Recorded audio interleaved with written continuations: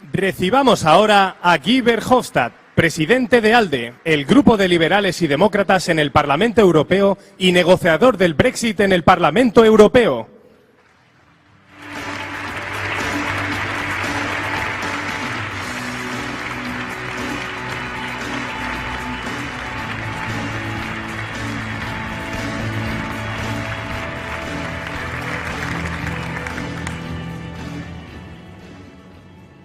Queridos amigos, I have to tell you this is the only words in Spanish that I'm going to pronounce.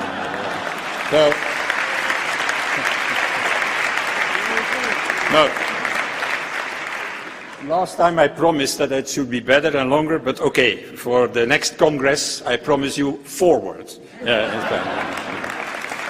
So it's a fantastic moment to be here as the leader of the Liberal and Democratic Group in the European Parliament, together with my friend Albert. And when I met Albert the first time, Albert, it was 3-4 years ago, something like that, in a very little hotel, normal hotel, a very little hotel near to one or other television station I was, outside Madrid. And at that moment, I think that the party had 9 elected representatives, 9 people in the whole of Spain, local. And today Ciudadanos has more than 1,500 elected members in these 3-4 years.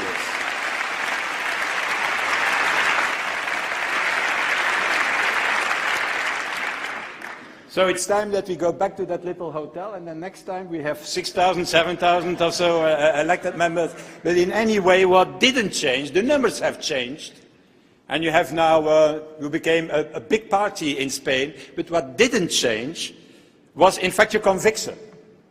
And your conviction is based on one thing, that is to end finally the old style 2-party system in Spain. That is the aim for Ciudadanos. Because let's be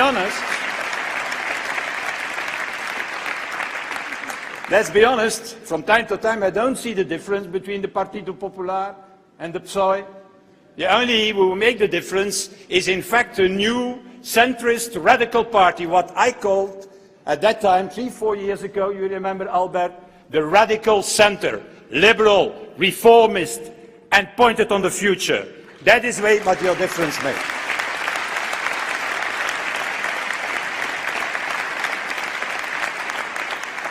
Making reforms, economic reforms, social reforms, reforms also in the judiciary to end the wave of corruption we have seen in this country, like in many other countries of the European Union. Because let's be very clear about this, the fight that you are fighting here in Spain is exactly the same as the fight and the battle we are doing and we need to do on the European level from the moment, dear friends. Because let's be honest, the situation of Europe is not very promising for the moment. It was Javier Solana, still not member of your party, maybe a future member of the party, but it was Javier who was High Representative of the European Union, who said, well, in 2003 it was, well, we are surrounded by a ring of friends. That was his analysis in 2003. We are now more or less 14 years later, and instead of a ring of friends, I think that for the moment we are surrounded by a ring of fire in the European Union. And the question of your Congress is, will tomorrow in Europe still the open society prevail? Or will we fall in a closed society as nationalists and populists are predicting?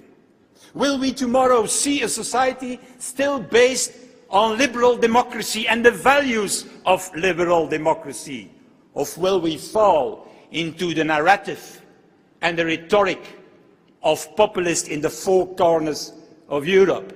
That's the question. And will tomorrow the economy of the European Union still be an economy of open markets, of free trade, instead of the protectionism we see emerging, not only in Europe, but now also at the other side of the Atlantic Ocean? Let's be very honest about it. We are on a crossroad. We are in the middle of an existential moment with Europe. We are, at the one hand, we have an autocrat in the East, Vladimir Putin, who wants to divide the European Union.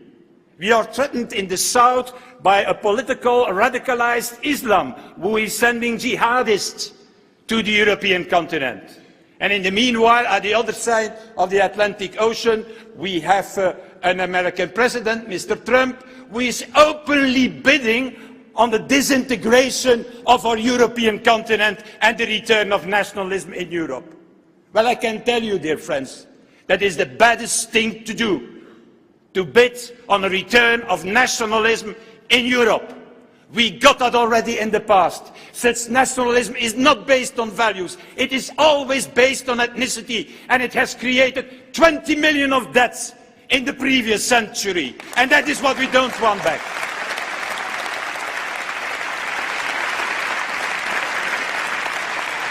So,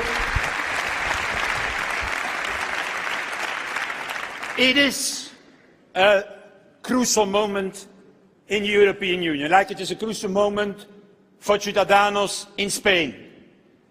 Ciudadanos needs also to reform the European Union. We need a new governance for the single currency. We all know it.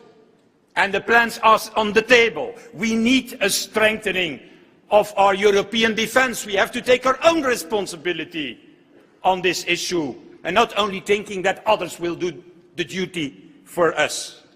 We need a European intelligence and investigation capacity to fight against terrorism, because coordination between nation states is not enough in the globalized world of today. And we need finally to do, in a few days we're going to sign the agreement with Mr. Trudeau for a free trade agreement with Canada. We need to do the same with others. With Japan in the coming weeks. With India. Why not with Mexico? I like Corona beer. I don't know what your... So, it's not time today for us to follow nationalists and populists, is to fight back against them. And I can tell you, Albert, you will not walk alone in this fight.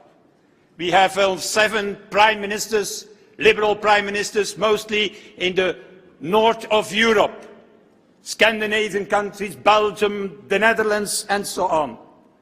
We have on top of that new political parties that have been created in the meanwhile, based on the experience of Ciudadanos. Nowoczesna in Poland, who is leading the opposition and the opinion polls for the moment. New parties in Czechia. New parties will also emerge, as you know, in the upcoming elections in the countries around you. Also in France, I'm sure that also that will happen. So those who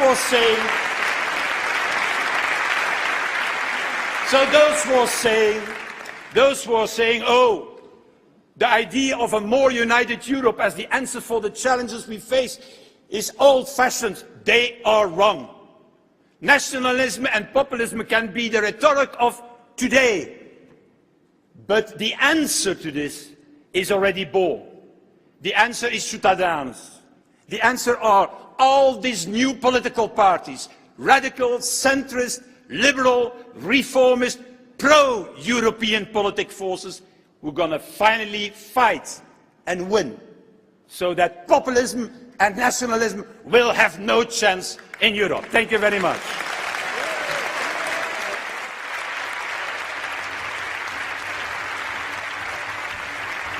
Porque ninguno es mejor que todos nosotros juntos.